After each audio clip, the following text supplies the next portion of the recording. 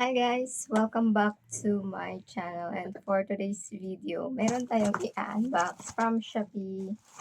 Ayan, so first time ko bumili ng shoes ba siya? Parang close siya na shoes pang formal.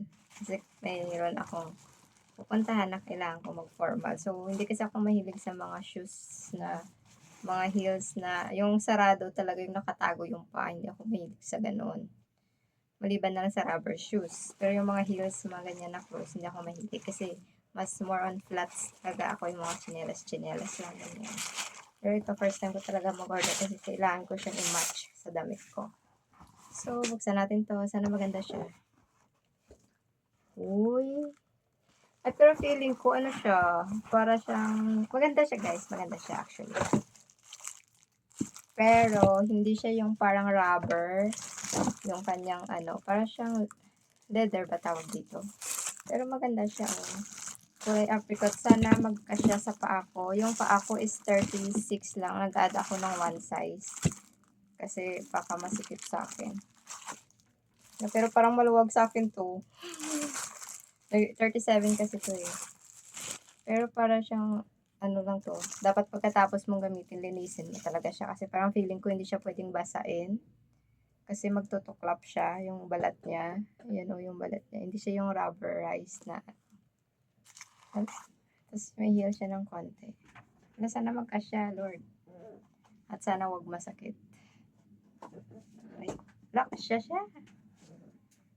So, kasya na. Hindi talaga ako sanay ba. Parang feeling ko yung paa ko parang, ano, parang pambot. Parang bangka. Kasi yung paa ko nakaganyan, hindi siya yung feminine. Parang tapos ito sobrang liit sa loob. Parang feeling ko mag-aaway yung mga ano ko. Pero, isang beses ko siya gagamitin.